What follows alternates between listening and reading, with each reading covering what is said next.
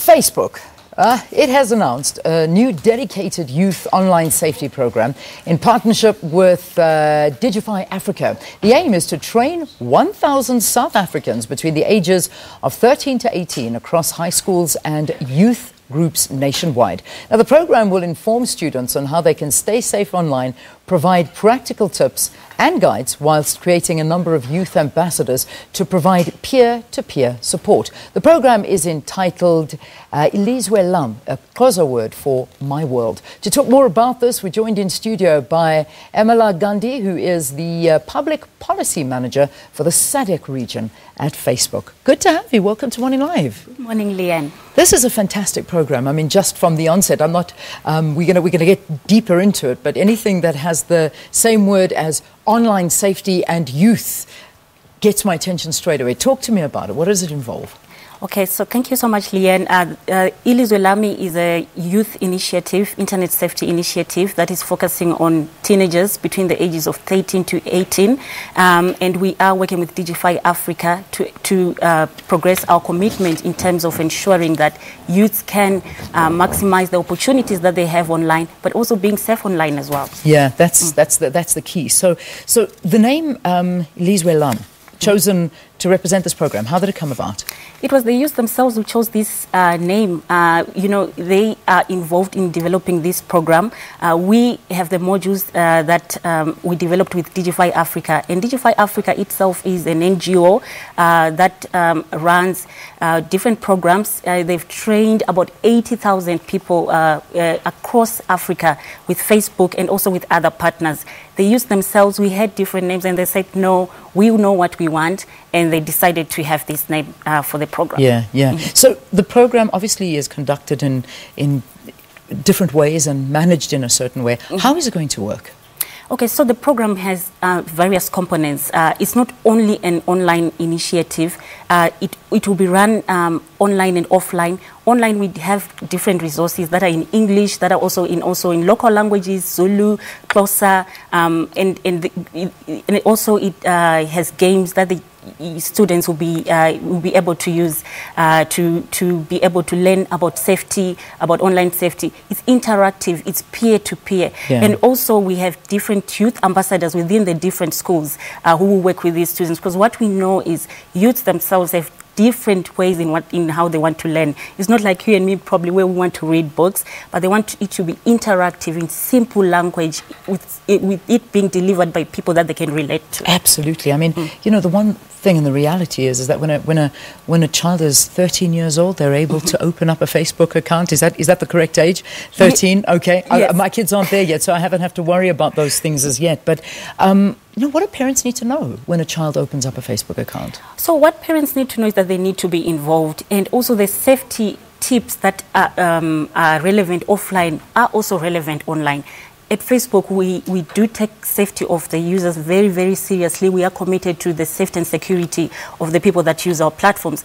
But we also have a dedicated parent portal where parents can link up with expert advisors. They can get tips about how to use Facebook. They can also learn from the students. So what they need to learn, what they need to remember as parents, and what you need to remember as well, Leanne, when your kids when your kids are at that age where they can use Facebook from 13 and above, is that you need to be involved and also teach your kids about online safety. Certainly. But I mean, there's also those instances of cyberbullying, and you know, we've been talking about harassment, sexual harassment in real life, but sexual harassment online and predators that are out there trying to get to the youth, and these are real threats. It really is a real problem out there.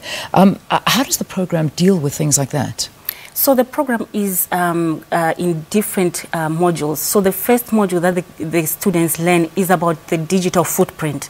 To know that, you know, when you're online, the things that you share do not just disappear. You need to be respectful online. They also learn about harassment, about online harassment.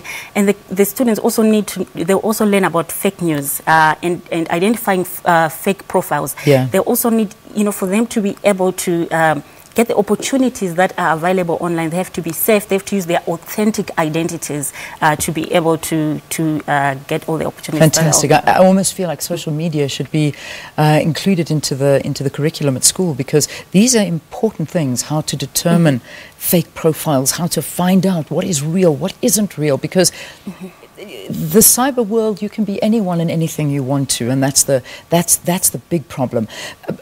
The other problem with social media is that, you know, you're young, you're fun, you make mistakes, but the problem is we go and post it online, and perhaps, you know, we shouldn't be doing that, and that's a big problem because it can taint our reputation for the rest of our lives. What do you do if you do go ahead and post something that you may regret? Yeah, so, I mean, it happens. We make mistakes. Even as adults, we make mistakes. But what's important and what we prioritize at Facebook is to ensure that the control is back in your hands as the person who is using the platform. So we've launched quite a number of various updates, including, you know, ensuring that all the privacy settings are now in one place. So you don't have to, you know, go to 20 different settings or 20 different screens to ensure that you can, you know, you can control your privacy settings. If you, in any case, if you make a mistake and post something that you regret, you can take it down. We've launched recently, last week, launched Clear Your History. So you can go to your profile, check which websites and apps can, you know, can see your information, delete that information, and also have an option to ensure that, you know, we do not store that information. And it's something that, you know, you as someone who's using the platform has that control. I mean, this is bringing me to, I suppose, the elephant in the room. I mean, we've seen what Facebook has been going through. We've seen Mark Zuckerberg sitting, facing grilling questions, and rightfully so, because personal information of users is being used and utilized in all ways that we would never have imagined. And it's all due to some of these silly tests that you take. And I mean, at one stage, everybody was taking that test. What would you look like as a man? What would you look like as a woman? What do you look like as this and that? And this is a big problem. Let's talk about the effect that it's had on Facebook. I mean, have you seen a decrease in users because of these instances? So no, that's not something that I'm aware of. But what I know for sure is that we take the safety and security of the people that use our platforms very, very seriously. And they've taken a number of steps. For example, the Clear Your History, download your information, updating privacy and security settings. And we will continue to do so because safety and security is at the heart of everything that we do at Facebook. Yeah. I mean, something like this could affect South Africa badly as well. You know, we live in a country where race relations are tense. We know that on a daily basis. It's something that we really want to try and stay away from fueling even more, especially on issues of land expropriation without compensation. Facebook sort of targets and gives material that users want and their interests. I mean, we know this. We know this about Facebook. It may be propaganda videos as well.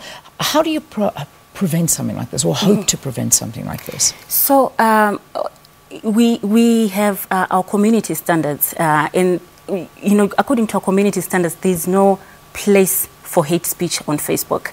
We do not support even videos that support violence, whether it's violence against someone because of their sexual orientation or because of their race. Those things do not have a place on our platform. But we also rely on the community, the people that use the platform, to report something that they see. So something that I would encourage people even today is to go and report. If you see something that you think this is not supposed to be on the platform, or you can also report a fake profile, you can report even fake news that you think that, you know, this is not supposed to be on the platform. So we have recently updated our community standards, and now they are available where people can actually see what you can post and what you can't post. How big is Facebook on the continent?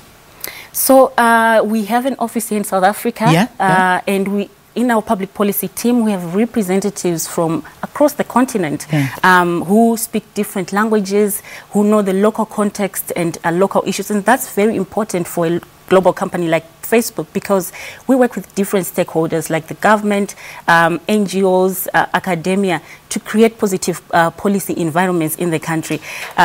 I'm not sure if you know that in sub-Saharan Africa, across sub-Saharan Africa, there are 123 million people who are active on Facebook. Really? Every 123 million 123 million. And 98% of those people come back on Facebook via mobile. And in South Africa, it's 19 million people active on Facebook every month. And those are significant numbers, creating opportunities business-wise and strong, engagement opportunities. And how much is that of the youth? Because, I mean, I've noticed, and this is just from speaking to the youth, that a lot of them don't really use Facebook much. I mean, I know Instagram, which is part of the Facebook fold. They bought Instagram, but not many sort of like Facebook because their parents are on Facebook. Facebook has become like an old person's thing. Suddenly everybody wants to post pictures of their children, and their children do not want to be on Facebook. So, of those numbers, is it still attractive to the youth? Yeah, so within the Facebook family, there is Instagram, there's also WhatsApp. Yeah, WhatsApp, absolutely. And what we have realized with this project, Ilizwe Lam, is that youths sometimes come off the platform because of the safety issues that we're talking about, harassment, bullying, and all these other issues. But the moment that they realize that, I have the power to control who can see my posts, whether if your children want to see what you're posting, they know that they can control that. Yeah. Not that we're encouraging young people to block their parents from their Facebook. No, we're not encouraging them to do that. But we see young people engaging, and not just engaging to talk to their families, but some also engaging to start their own businesses, small businesses, connect with their policymakers, connecting with local government people as well, and also connecting with people like you who are influencers in media. Listen, it's been so interesting. Thank you for talking to us, and I know Facebook coming up with a dating profile now as well. Oi, that's a conversation for another day, though. Emma Gandhi, thank you for talking to us. She's the Public Policy Manager for the SADC region of Facebook, talking about their Youth Online Safety Program. For extra information, just go on to Facebook and have a look and see. The program is called Ilizwe Lam. It's there, and you'll be able to read all about it. Right, let's take a break.